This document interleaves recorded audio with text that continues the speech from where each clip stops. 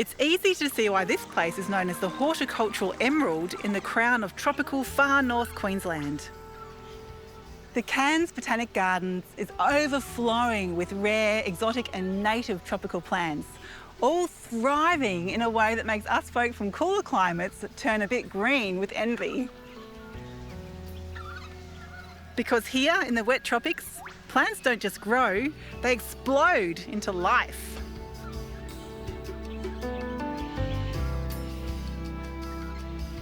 The gardens were established in 1886. And like our many other botanic gardens around the country, they're a huge drawcard for tourists and locals alike. I love the many vital roles that botanic gardens play.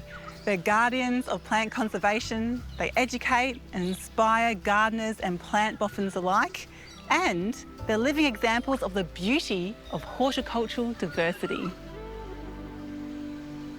They're also precious green open spaces, the beating heart of a city, and my first destination to explore.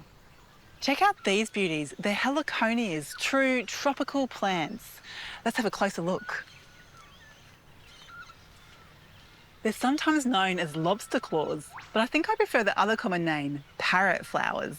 But these aren't actually flowers. They're vibrant, waxy bracts. Most Heliconias hail from Central and South America, but have found a perfect Aussie home in tropical and subtropical regions of northern and eastern Australia. There are also these stunning pendulous forms, and happily, for those of us that live in the south, there are some cold hardy Heliconias that can thrive in Sydney and even Melbourne in microclimates that are protected from the frost.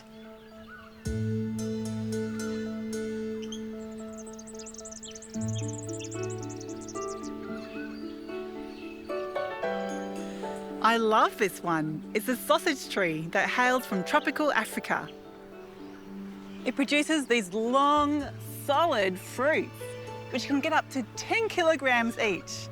Now, importantly, it's actually poisonous to us humans, but some African wildlife love it. But there's not many elephants around here. Once mature, it has some resistance to frost and can be grown successfully as far south as Sydney. There are lots of living examples to learn from here, like these Medinillas. They're tropical epiphytes, typically grown as either a small shrub or in a hanging basket. But in the wild, it's an adventitious climber, meaning it climbs using roots that form along the stem. And here, they're being allowed to live out their natural potential. Look at this otherworldly fruit of the Miagos Bush. It's from the Philippines and it is absolutely incredible.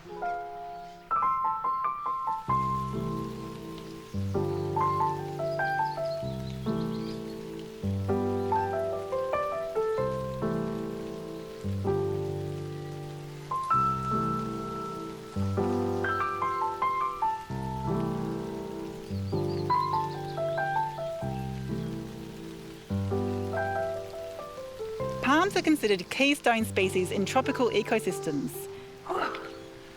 Bit of a tropical downpour, but luckily we've got this natural umbrella to save the day. This is known as the suicide palm from Madagascar, where it's critically endangered. Check out the size of this foliage. It's a monocarpic plant, meaning it grows for decades. It flowers just once in a spectacular final act and then dies. Talk about going out in style. Botanic gardens are so great for allowing us to see the different ways plants can be grown and learn from that for our own gardens. It's amazing all these understory plants are thriving here in an area getting no sunlight due to the canopy above. But that's exactly what they need. Check out these Kerriodoxa white elephant palms, endemic to Thailand. Look at their white, powdered undersides.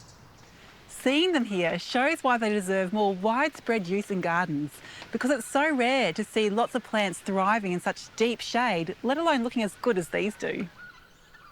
I couldn't go past this beauty. It's called Podocarpus dispermus and it's endemic to northeast Queensland. It's got this wacky little thing here. The seed pods are on top and the fruit is on the bottom. And yes, you can eat it.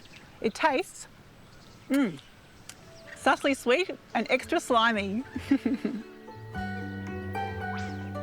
Of course, botanic gardens are also home to rare and endangered plants, where they can be studied and protected for the next generation of gardeners to enjoy. This is Stockwell's puzzle, one of the largest species in the rainforest of northeast Queensland. It only grows in the wettest conditions, getting to 40 metres high with buttressing roots. It's thought that fewer than 400 remain in the wild, so to have one here in the city of Cairns is absolutely priceless.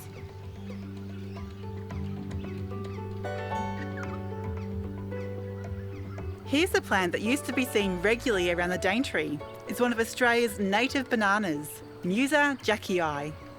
But recently, numbers of wild plants have crashed, and botanists are now concerned that this species may become extinct in the wild in the near future. So this small stand that was growing outside has been brought into the conservatory, where it's now thriving. It's a precious fragment of our natural heritage that sadly would otherwise have been lost. Of course, this is just one of many amazing botanic gardens in cities around Australia. I reckon botanic gardens are the greatest gardens of all time. They educate, inspire and inform, all while protecting and researching the superb world of plants.